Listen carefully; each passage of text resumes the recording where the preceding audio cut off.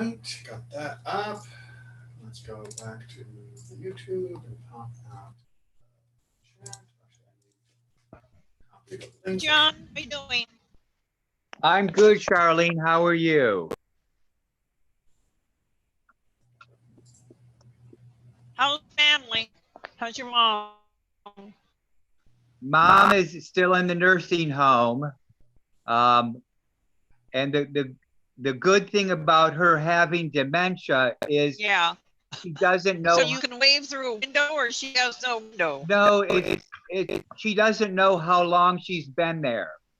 So for her, she's only been there for a few days. Okay. Sometimes forgetfulness is That could be a blessing. it is. Sometimes Yes. forgetfulness is a double-edged sword.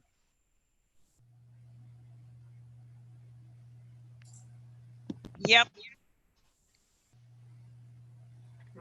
I seem to be having trouble with the YouTube stream. Can someone check that it's actually working?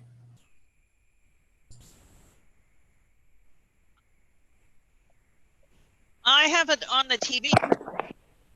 Not from the Zoom, but from, Just a minute. from It YouTube. says no. Hold on, I can check mine. Thanks.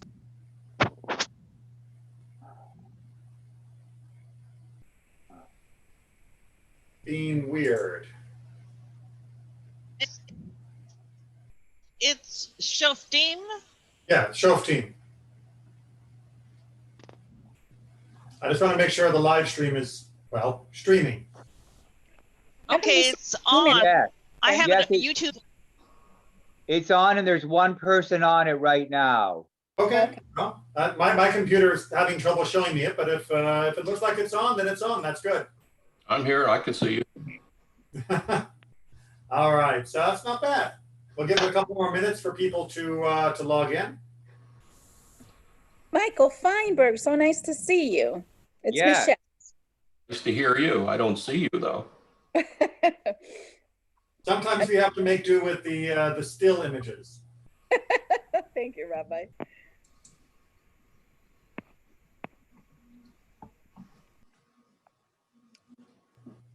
I know when Penelope's on, she doesn't like having her camera on either.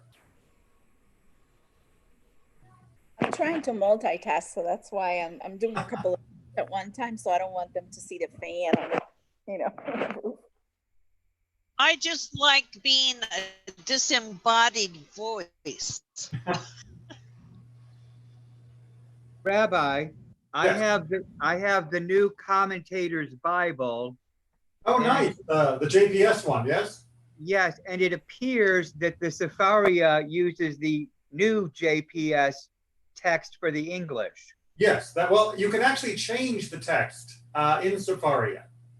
Oh, okay. You can pick your preferred translation, but the default is the new JPS. Well, new. It's 40 years old now, but the newish JPS translation. Right. Which, despite all of its bugs and warts, I do find is probably the easiest reading translation for the average reader, especially if you have, the opportunity to discuss it. In the Commentator's Bible, though, if I'm not mistaken, they also have the 1917 translation. They have them side by side, Right. along with the Hebrew, and then, of course, the commentators. Exactly. And it's nice that they have the double English translation to give a little bit more breadth. Then there's Taoist and Buddhist and all of that. It does have these and thous, but it in some cases translates the Hebrew more awkwardly, which, as we've talked about, an awkward translation is sometimes a better invitation to explore a piece of text. I'm always very alarmed by people who say, "Oh yes, I read that and I understand it." It's like, no, that's not how it works. You read it, you study it, you're confused, you find someone else to explain it, you're more confused, and then you slowly begin to claw your way out of that confusion. There's no such thing as I sat down, read it, and then I knew what it meant and I'm good. Anyone who has that level of confidence is doing a disservice to the text and, of course, to God. Rabbi, I surely learned that lesson.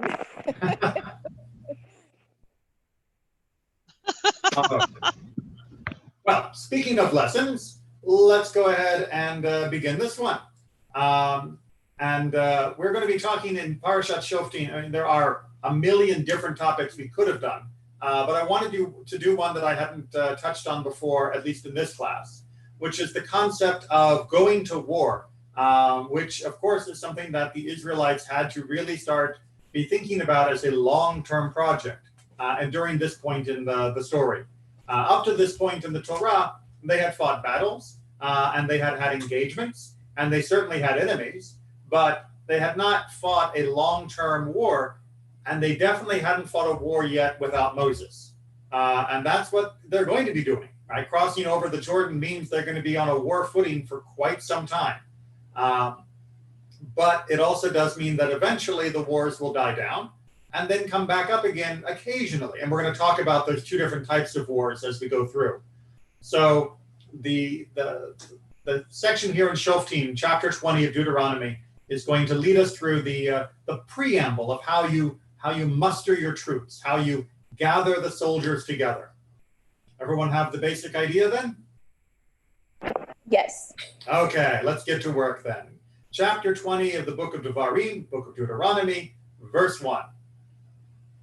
When you take the field against your enemies and see horses and chariots, forces larger than yours, have no fear of them, for the Lord your God, who brought you from the land of Egypt, is with you. All right, good, wonderful, encouraging words there, right?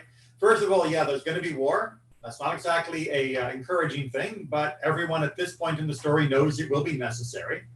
Horses and chariots were the two largest shock value troops in the ancient world. And it was something that the Israelites were sorely lacking at this point.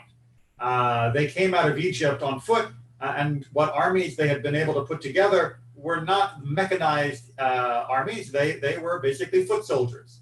So horses and chariots were going to be very asymmetrical when they were entering into the land of Israel.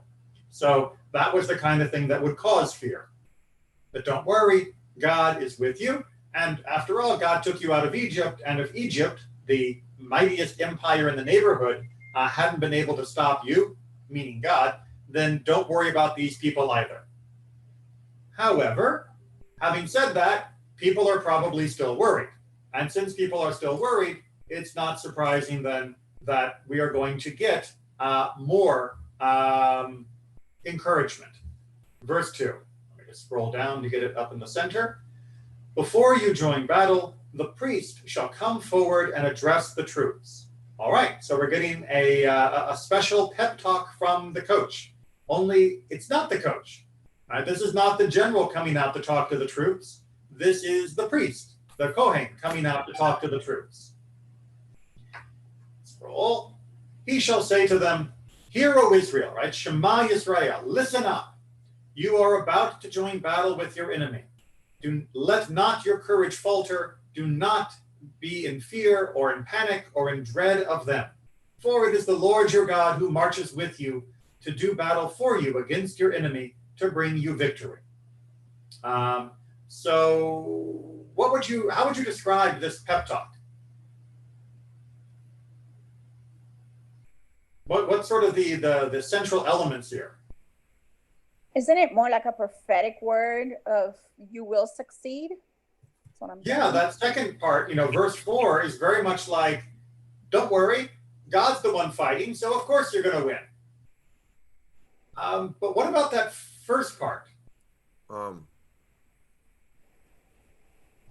Right? Let not your courage falter. Don't be in fear or in panic or in dread of them. It prepares you emotionally and mentally for what you're about to do. You get courage. Don't be afraid. Yeah, because these are exactly the things you are going to feel. Now, in fact, the word here for don't let your courage falter is yirach livochem, right? To have a soft heart.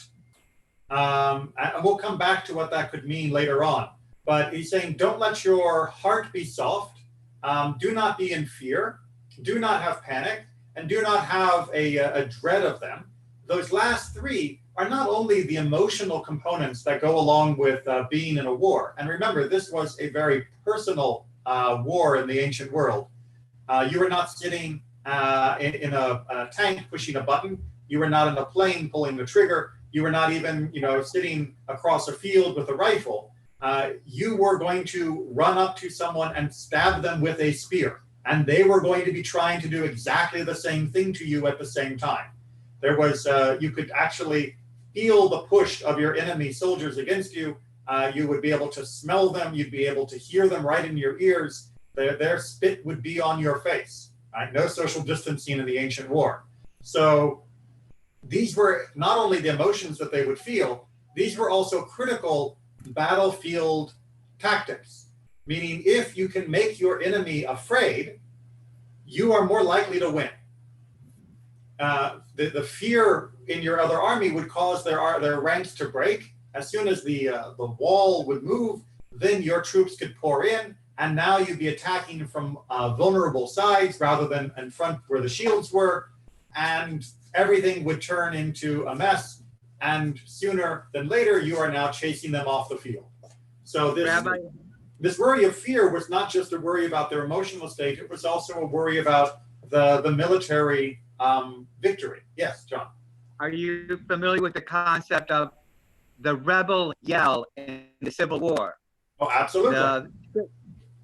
The Confederacy thought, we are the better soldiers, even though we may have smaller numbers. If we scare the bejesus out of these folks, they will break and run. Absolutely. And throughout history, you've, I'm sure, seen different movies or read different historical accounts of the great cheers and roars and banging of swords on shields and everything else done to try and terrify the opponent. Because the more afraid they were, the more likely they were to break and run. And once that happens, you win faster. This reminds me, Rabbi, of Rahab, when Rahab told the spies that the hearts of the people of Jericho were so distraught because the Israelites were surrounding them or were coming. So it's interesting that it's also that fear factor that helps you overcome your enemy. And in fact, not only from that story in the book of Joshua, but throughout the story of Joshua and Judges and many of the stories of Samuel and Kings, it is the fear and the breaking of the morale of the opponents of your enemies that really leads to the victories that happen. And indeed, that's usually the weapon that God wields. It'll say, and God threw them into a panic. God made them afraid, and then they broke and run. So rather than having God throwing lightning bolts or throwing rocks at them like some sort of Greek god, instead it's the courage of the opposing soldiers that are that's sapped by God, and that's what leads to a victory, which implies that you actually do need to come out and do battle. Right? One of the implications of Deuteronomy 20 is there's going to be a war, and you are going to be fighting, and you are going to be scared because it's normal when people are stabbing you with spears. And some of you probably won't come home, but you will win as long as you don't give up and you draw your strength and your courage from God. But if you don't, well, the only reason you give a pep talk like this is if you're worried that you might fail. And this is definitely saying that although God is on their side, that does not mean that victory is assured if the humans don't play their part. And playing your part is what we're going to have to move into next as we talk about the draft. Rabbi. Yes. I saw that the central theme in this part so far is fear, but that this reminded me is the story of the spies. And maybe that's preparing them that they're going to have fear, but that is that correlation of what happened with the spies and the previous generation of the Israelites. Exactly right, which is why, the original spies that went up in Shlach Lecha, they came back full of fear. But the spies that went and met with Rahab, as Michelle was talking about in the story of Joshua, they went up and they saw the same thing, but they got the report about what the emotional state of the Jerichoites were, which was they were full of fear. You know, sometimes you may think you're afraid, but the other guy is even more afraid. And that seems to have been what worked out. All right, so verse 5. Then the officials shall address the troops as follows. Is there anyone here who has built a new house but has not dedicated it? Let him go back to his home, lest he die in battle, and another dedicate it. Is there anyone here who has planted a vineyard but has never harvested it? Let him go back to his home, lest he die in battle, and another harvest it. Is there anyone here who, is there anyone who has paid a bride price? Is there anyone here who has paid the bride price for a wife? Which, again, is not exactly a great translation. It's more somebody who has betrothed his wife. Why JPS decided to turn that into bride price rather than engaged? I think it's because in the modern world, engage has a different connotation than it did in the ancient world. But suffice it to say, this is the first step of actual betrothal, not merely a talking about getting married. So somebody who has begun the betrothal, but who has not yet married her, let him go back to his home, lest he die in battle and another marry her. And then one more, the officials shall go on addressing the troops and say, is there anyone afraid and disheartened? Let him go back to his home, lest the courage of his comrades flag like his. All right, as they used to say in Sesame Street, one of these things is not like the other. We have 4 different excuses, doctor's notes for leaving the front lines. We have, you built a house, but you haven't dedicated it. You've planted a vineyard and haven't harvested it. You've begun getting married, but haven't finished it. And you're afraid. Which one seems a little odd? Being afraid. Yeah. I mean, didn't we start by saying, don't be afraid, don't be afraid, don't be afraid. God is with you, God is with you, God is with you. And now we end up in verse 8, right? Is there anyone afraid and disheartened? It's like, well, wait, I thought we were already told not to be afraid. How am I supposed to still be afraid? Could I still be afraid? You just told me not to be afraid. And yet here again, you're describing me as afraid, or at least potentially afraid. And you're describing my fear as somehow contagious, that somehow I'm going to affect the hearts of others. Again, very important to remember in biblical Hebrew, the lev, the heart, is not just an emotional seat, it is also the intellectual seat. So it's not just, these weak emotions. Ancient cultures, Jewish as well as many others around the world, did not divide between rational and emotional mind. It was just the mind, which, by the way, modern science has definitely reaffirmed that there is no separate part of our intelligence versus our emotion. But that to one side. Is there a way then that his heart, his attitude is going to affect others? Yes. Absolutely. Absolutely. And Joseph, I was hoping that you would chime in on this, because I know you're somebody who's had experience in this field. Yes, it does, because it's like a rotten apple. If you have a bunch of good apples and you throw a rotten apple, it just spreads. And the same thing with going to war. If you have somebody that has doubts or that is not sure about going to war, if he goes in the front line with the other troops that might be confident, that person can destroy the morale and can jeopardize the mission. Right. The worry here is exactly that the guy running from the front line would be the pebble that starts the avalanche. The little rock hits another rock, hits 4 more rocks, hits more rocks, and then suddenly everyone's running the wrong way. And that would, of course, mean defeat. One more verse, and then we're going to get to our commentary on all of this.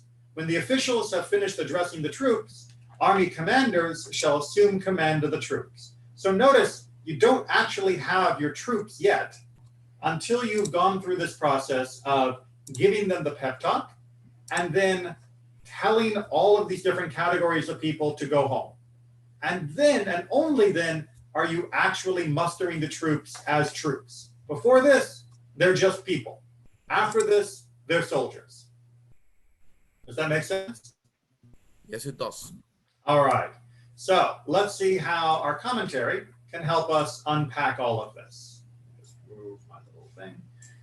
Can I make that a little bigger, maybe, and still read it? Mostly. Okay. So first, from Chizkuni, we're going to look at this discussion of those three main categories, meaning the building the house, the planting the vineyard, and taking a wife. Torah here teaches the correct order in which young men are to approach the subject of marriage. First, they have to make a commitment to the woman they have chosen. Then they have to provide for the bride a place to live in. Then they have to establish a sound economic base, such as planting a vineyard. Having done so, they may proceed to complete the wedding ceremonies. So what Chizkuni is doing is saying, why were these ordered the way they were ordered? Because after all, wouldn't you have thought that a young groom losing out on being able to be with his beloved would be the bigger tragedy than someone who just didn't get to eat from his vineyard, right? And that it does seem to be of an awkward ordering. But he says, no, this wasn't just about ordering in terms of degree of tragedy. This was about ordering in how you should order your life. That if you are going to get married, then yes, you've made that decision. Now that you've made that decision, you have to build a place to live, and you have to actually be prepared to provide economically, house and vineyard as the symbols of that, and then you complete the actual marriage. Those of you who have studied with me before will know, for those who are new, this will be new. In the ancient world, and really for a very long time, the initial betrothal, the first half of the wedding ceremony, as symbolized by the giving of a ring, was done at least a year before the actual completion of the wedding. That's what they mean by betrothal. So the idea here would be that he has established that relationship, and then he prepares to actually have a household. Because you wouldn't do that in advance. People did not go out and live single in the city for 10 years before they got married, because what idiot would want to waste their money when they could be staying at home before they need to, in order to save up and provide for their life once they do need to move out when they're married. Make sense? Mm-hmm. The reason why such people were excused from fighting in an expansionary war is that their worries about if they will be able to complete their plans for the future will distract them from performing their military duties to the best of their abilities. They will worry that in spite of promises from God, they may be or have been guilty of sins which will be used by God to withdraw his protection from them when they are facing danger. So God said, don't worry, don't worry, don't worry. But a person who is on the edge of these moments of accomplishment in life, that is like by definition worrying. That is going to trigger all of the what ifs in your mind. So even though you're not supposed to be afraid, you're going to be more afraid than average because of these moments of life that you are trying to move through that are going unfulfilled at that time. And consequently, you may think, well, yeah, but God said he's going to protect us, but maybe I'm not part of the us. Maybe I don't deserve that protection. Maybe I have sinned, and now God is going to use someone else's sword to take punishment against me for the sin that I committed. So you get kind of a double whammy. Comments and questions? Rob, I have a question, because when I used to read this text, my interpretation was, and maybe I'm wrong, what the text spoke to me was that God was not allowing them to go to war because everybody has one life. And it'll be a tragedy that after they have reached this milestone of getting married or having a house or having a vineyard, to die in combat and not be able to enjoy, to at least have a sense that they have achieved something in their lives. So we're gonna come back to the tragedy aspect in a little bit. So hold on to that comment for where we get there. Rabbi, one additional thing that, and it says that's expansionary war, and here I have something that says, and this refers to a discretionary war, but in an obligatory war, to paraphrase Joel, even the bridegroom must come out of his chamber and the bride from her canopied couch, Chizkuni. All right, so I can see that I have trained my students very well because we are indeed going to figure out what this expansionary war issue here is, right? So in Torah, they make a distinction between Milchemet Mitzvah and Milchemet Reshut. In Milchemet Mitzvah, a war that is of mitzvah level, are the wars that allowed the Israelites to settle in Canaan and wars to defend the land of Israel itself. Those are wars that are considered mitzvah wars. And as we're going to see in more detail, according to halakha, everyone fights in those wars. Even as the quote goes, you take the bridegroom from the chuppah and drag him to the front lines. But a Milchemet Reshut, a optional war, here being translated as expansionary war, means a war that isn't being fought to defend the borders or to defend the nation, but is being fought because the king thinks it's a good idea for us to attack the neighboring country to take some of their territory. And in those wars, these people are allowed to excuse themselves from battle. And how that works in the ins and outs, we're going to look into in more detail in our commentary. So you guys are both on track, just slightly ahead of where I plan to be at this first reading, and we will go into much more detail on both those topics. Good job. So Sefer HaChinuch, as is usual, gives us a wonderful summary. We were commanded to anoint one priest with anointing oil and to appoint him to speak with the people at the time of war, and this priest is called the anointed for war, as we saw in chapter 20. And from this commandment is that the anointed priest should say 3 verses that are mentioned in the Torah to the people at the time of war. Whoever planted, whoever built, whoever married, the different things we discussed. He adds further words of his own to arouse people to war and uplifts them to endanger themselves, to assist the religion of God and protect it, and to take vengeance upon the fools that destroy the arrangements of the states. So he's trying to say, this may not have sounded like a great speech, but this is only the obligatory parts of the speech. The anointed should be giving more words of encouragement and a longer pep talk than just these verses. These verses are kind of the kernel, but everything else should be also added to make sure that people are enthusiastic for what they are about to do, because what they're about to do is endanger their lives. Right? Don't ever forget that going out to war was not just about taking a little road trip, that it was laying your life on the line. And people need a little bit of come on before you can expect them to do such a thing. And then one final thing on this paragraph before the next two, and the idea here about the taking vengeance upon the fools that destroy the arrangements of the states, he is trying to point out that for people that attack other people in territory that is not theirs, that was not given to them, that this is foolish, right? God was allowed in the world for people to have their own states and to live in their own place and to be at peace. But for nations to attack one another was the very opposite of what God's plan was. We've talked before, and I'm sure we'll talk again in another class, about what the image of greater Israel is, of what Israel's actual territory is, of why David went beyond those borders. But suffice it to say, what Sefer HaChinuch is really focusing on here is more the great empires such as Rome, Babylon, Assyria, or in his own day, the Crusades and other such wars that would rage across the world or across the different states of Europe. He considered that to be the height of foolishness. The root commandment the root of this commandment is well known, since the men of war need strengthening at the time of war, and since a man is heated more when he is honored, the Torah commanded that the one appointed to strengthen be from the priests, who are the select of the people. He's already saying, look, why does the priest have to do this? Because the priest is naturally given more honor than the other people. Additionally, so too is it fit to send back the one who is afraid from the sins in his hand, lest others be killed from his iniquity. All of the paths of Torah are uprightness and faithfulness, right? So it's not just the guy who thinks about his own sins as being a potential issue.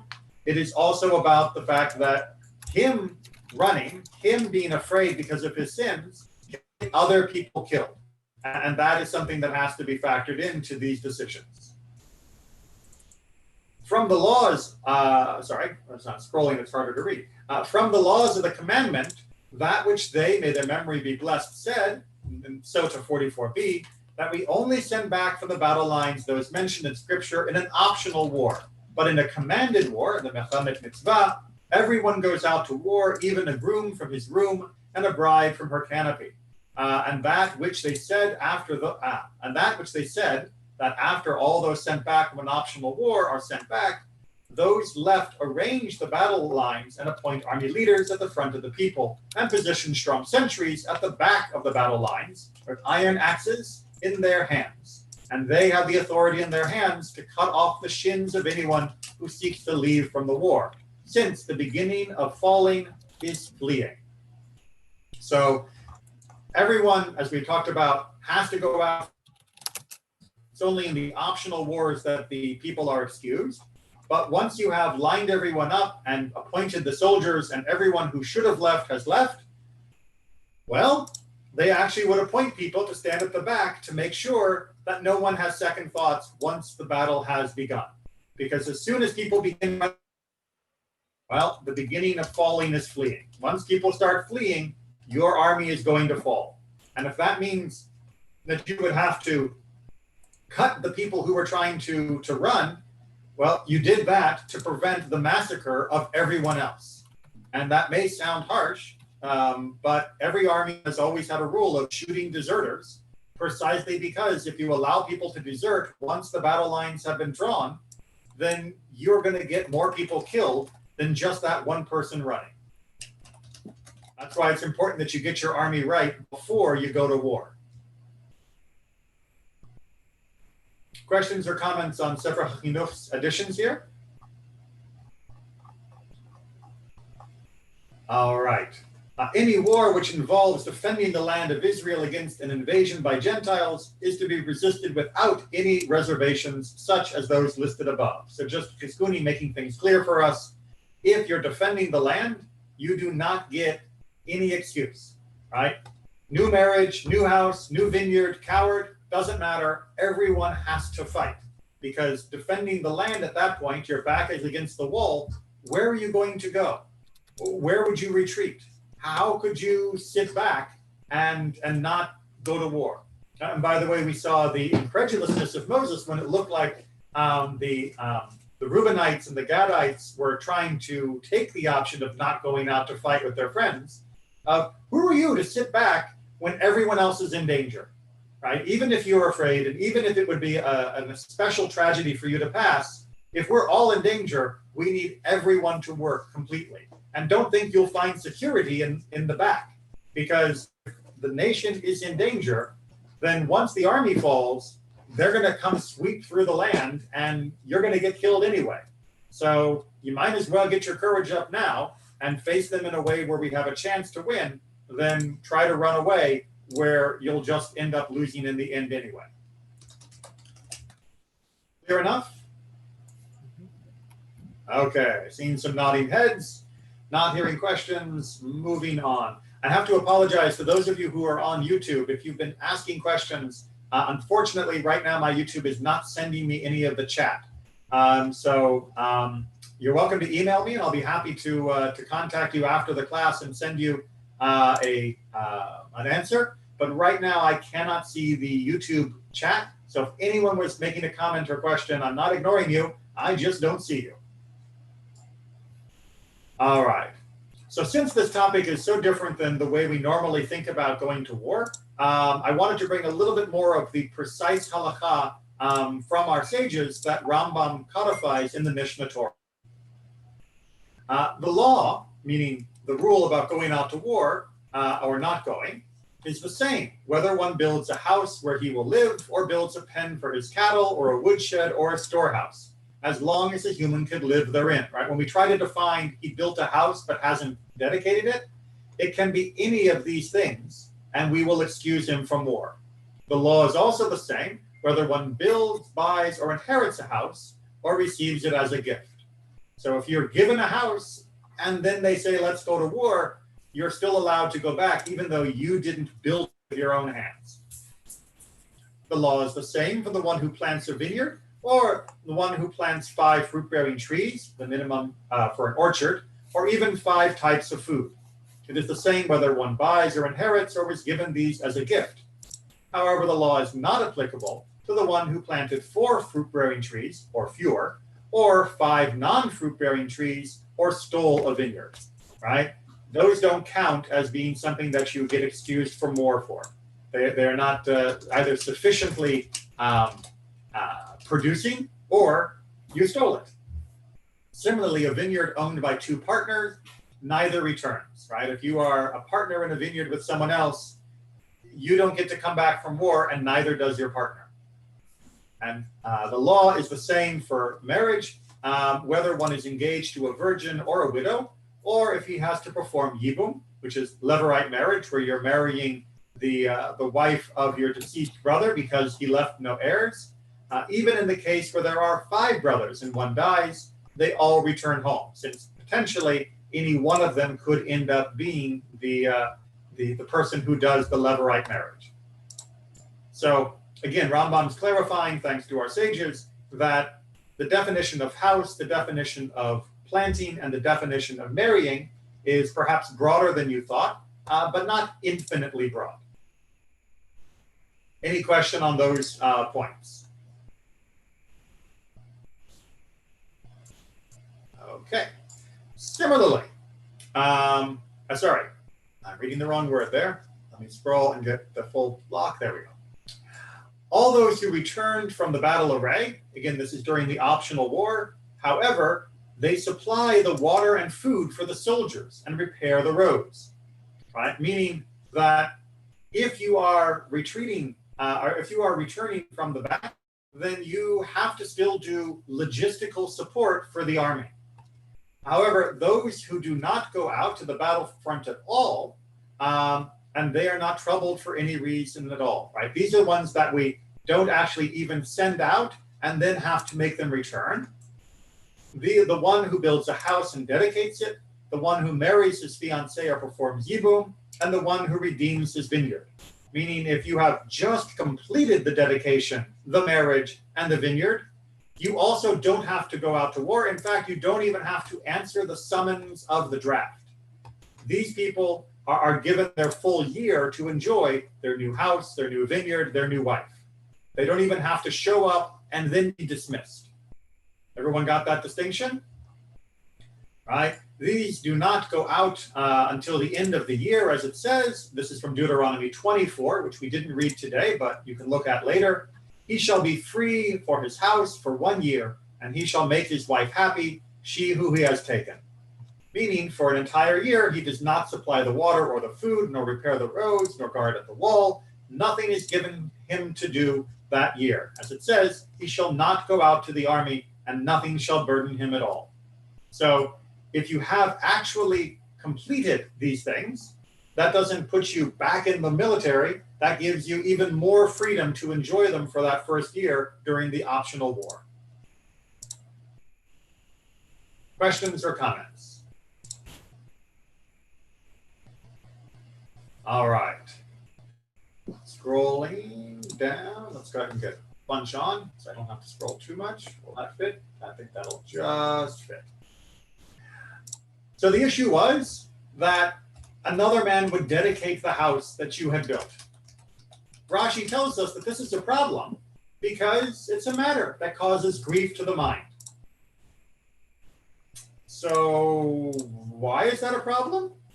Right? Well, Siftei Chachamim, as I mentioned, who's a commentary about Rashi's commentary, tries to clear it up for us a little bit. Otherwise, what difference does it make if he or someone else inaugurates or dedicates it? So you have to get your head around this. Move yourself back from the position of being an empathetic or compassionate sort of person, but imagine yourself as just the guy putting together an army, and you look at all the different people as being pawns.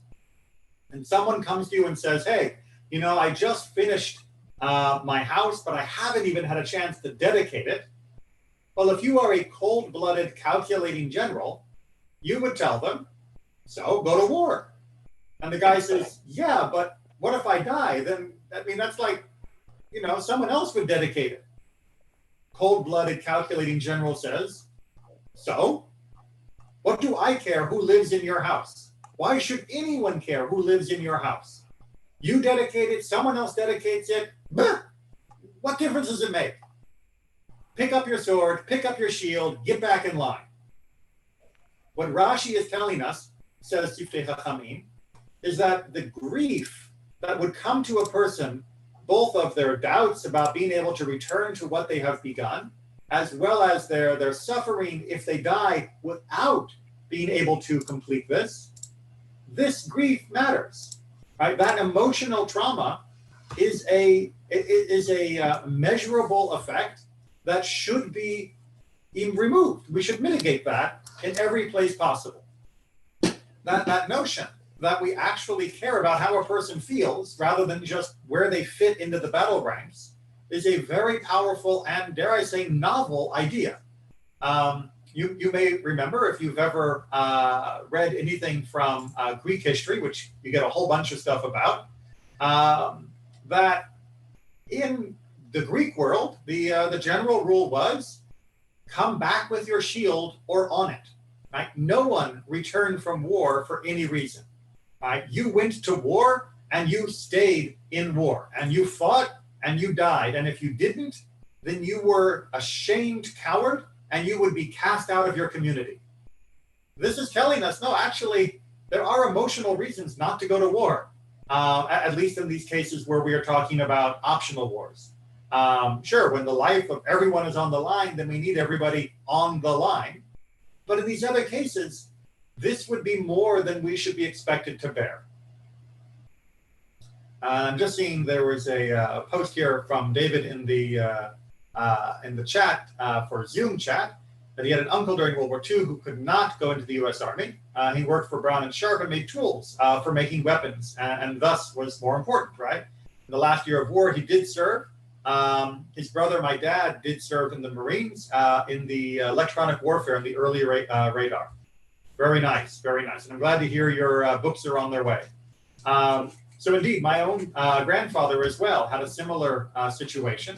He was not deemed physically fit for the military. And so he decided to volunteer to be as one of the machinists in the floating dry docks, which were the huge boats they would drag into the ocean where the injured boats could pull in and get repairs. So he ended up serving, just not in a combat capacity, although there were definitely still times when he and the whole ship were in danger. Rabbi, that reminds me, you've seen it, but they have a special unit at the IDF that is called Special Uniforms. Have you seen it? I haven't seen every special unit or uniform. There's a bunch of them. Well, that one in particular is all mainly like people that have disabilities, and they might have Down syndrome, they might be blind. There's a particular guy that is blind, and JNF is actually using him to be a speaker all over the world, which is so neat. And, you know, he's a soldier.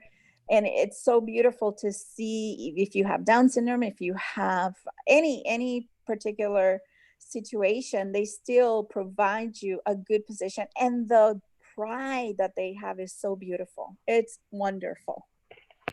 Yeah, and it's amazing the way that, you know, they can serve and still contribute so greatly to Israel. Yeah, it's awesome. I always follow it on Facebook because they're always giving a presentation about a different soldier. And it's so beautiful to see some of them in wheelchairs, and they might have, you call that, well, different situations.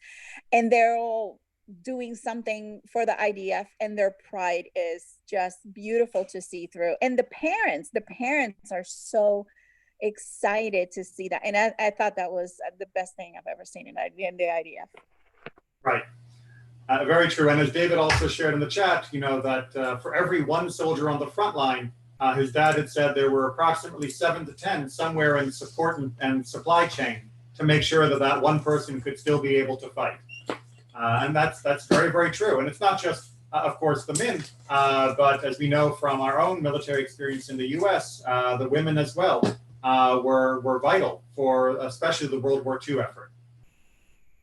So, I'm sorry, Rabbi. I also saw a presentation from a gentleman not too long ago that talked about the 6-Day War and how in the area where they buried all of the people that fought, they were Holocaust survivors. There were children that fought, 12 years old, 13 years old, women. I mean, it's really mind blowing. I can't wait to see it in person one day. and I should point out, that there's a special honor. As you mentioned, the 6-Day War, that one of the very special things that happened in the 6-Day War were Jews from around the world volunteered to Israel, went to Israel before the war began, because everyone knew that there was this war about to explode. And Jews, thousands of Jews from around the world, my own mother was one of them, volunteered to go. And no, they weren't trained as soldiers, but they were able to keep the economy, the farms, and everything else working, since no one knew how long the war was going to last. And they were vital in making sure that everybody who had been trained in the IDF could actually go to the front lines, knowing that their houses, their farms, their businesses would still be able to work, to function, and serve the needs of the nation. And that was a vital component to helping make sure that war was fought with greater confidence, and of course brought to its miraculously swift conclusion. And we also have Carol Albert that has gone in there in the IDF not so long ago. It was like a year ago. We have a few soldiers that are still out there. We do. Yes, we do. Rabbi, Yes. there appears to be another similar connection between the new house, the vineyard, and the bride, and that the new house is dedicated with a big party.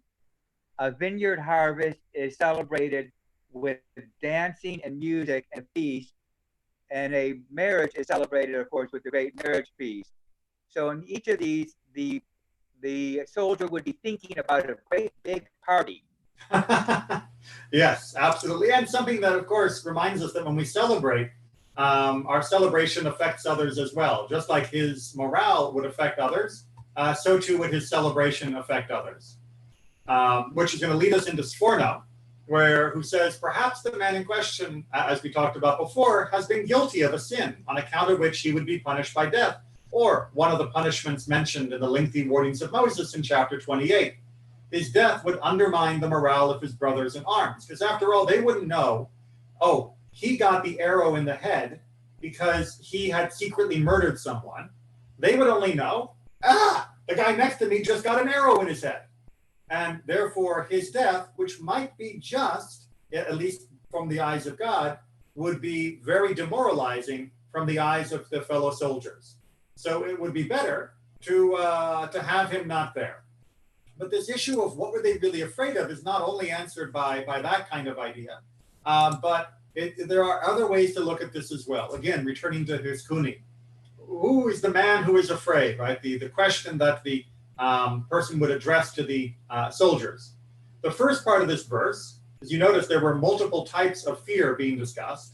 The first types of this verse speak about people whose fear is based on becoming the victim of painful injuries or worse, right? That's sort of what we would call the standard fear, right? I am afraid that someone's going to shoot me with an arrow. That's a perfectly normal, understandable fear of my own well-being. The second part of the verse, describing fear, speaks of someone who is uncomfortable about having to inflict pain, injury, or worse on opponents that have never done him any harm or even threatened to do so. Such a person is described by the Torah as soft-hearted.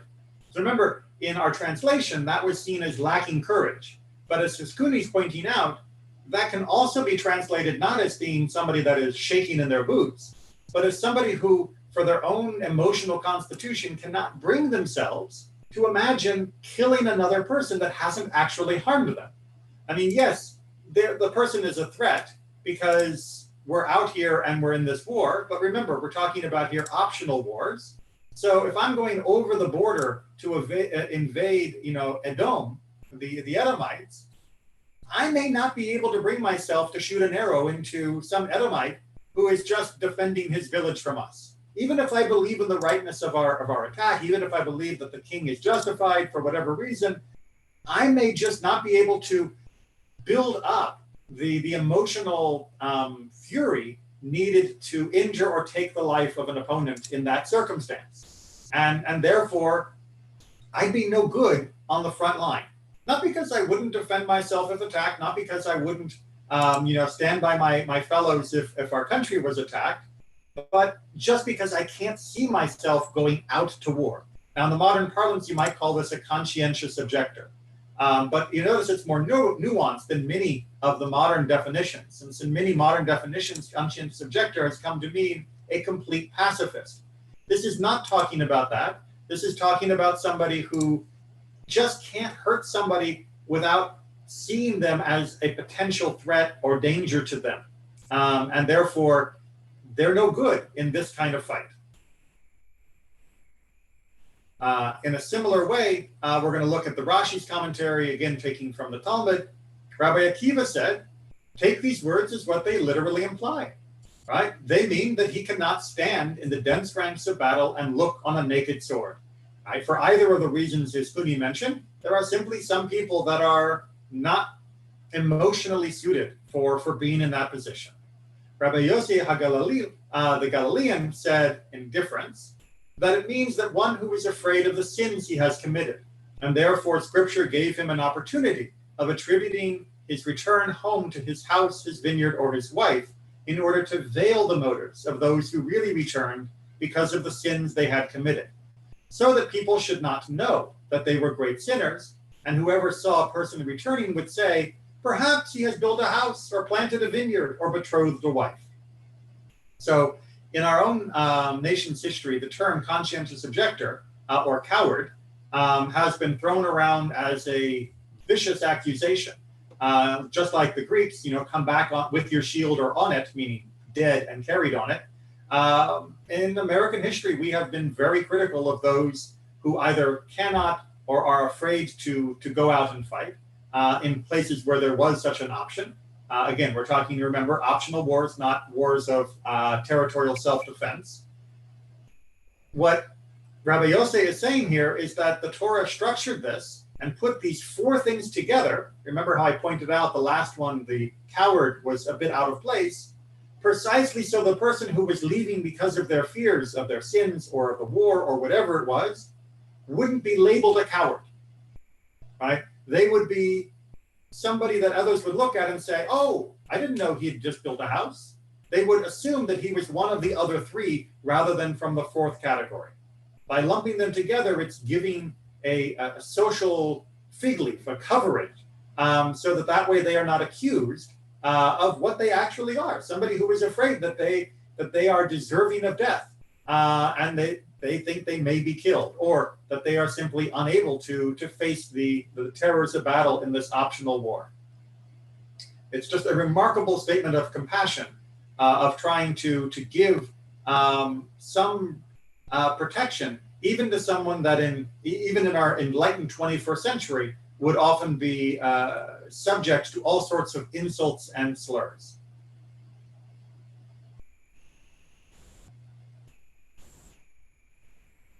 But all of this leaves, for our final text, this time taken from the 8 chapters of Rambam, one of his great short works that you're definitely encouraged to read in its entirety.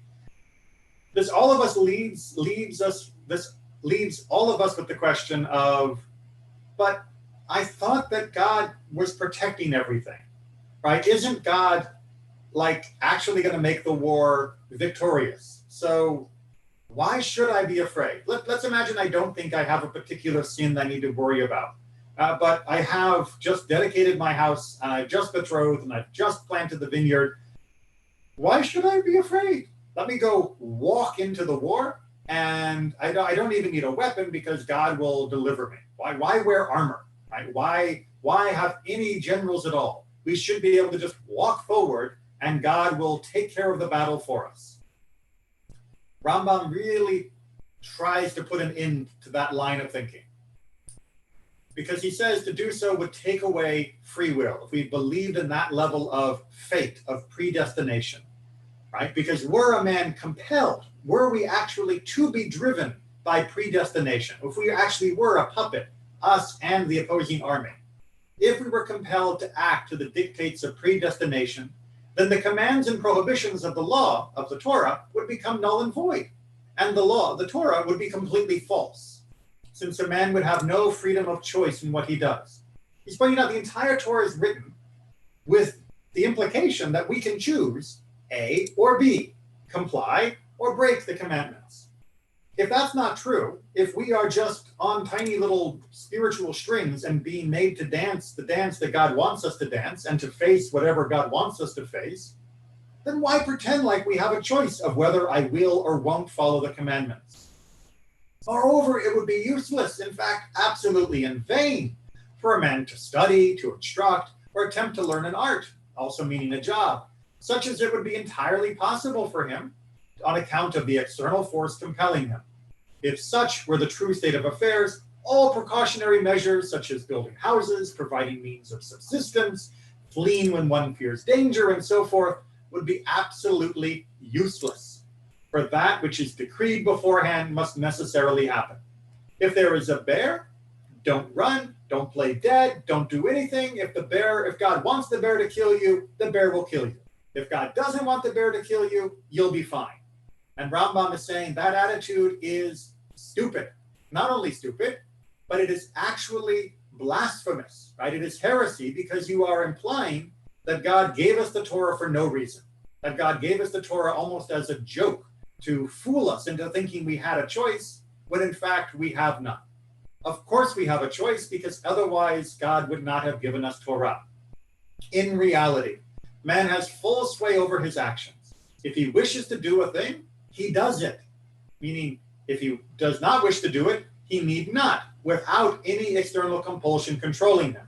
Right? You can't say, the devil made me do it. You can't say, God made me do it. If you did it, you did it. Therefore, God very properly commanded man, saying, this from Deuteronomy 30, see, I have set before you this day a life and good, death and evil. Therefore, choose life. You have a choice. Consequently, learning and teaching are also necessary. According to the commands, Deuteronomy 11, you shall teach them to your children. And similarly, all the other passages referring to study. It is also necessary to take all the precautionary measures laid down in the law, in the Torah. Like in Deuteronomy 22, you shall make a battlement for your roof, meaning a rail around the top of your roof. Or Deuteronomy 20, our passages, lest he die in battle. And many other passages in regard to precautions, right? There is simply no way to reconcile the notion that everyone would be given perfect protection or led to a perfect death as justice would dictate, with the idea that we have commandments. If we have commandments, we have choice. And if we have choice, then that means the consequences of our choices are real. They're not merely illusions that we are acting out on some predetermined chessboard.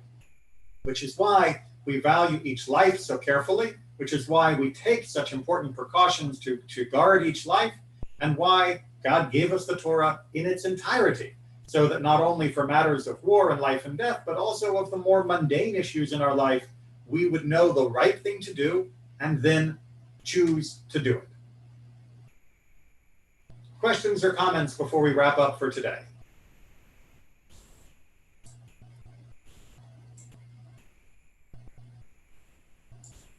All right, I'm not seeing anything additional. And again, I apologize to our YouTube folks. I'm not sure why my computer didn't like me getting your chats.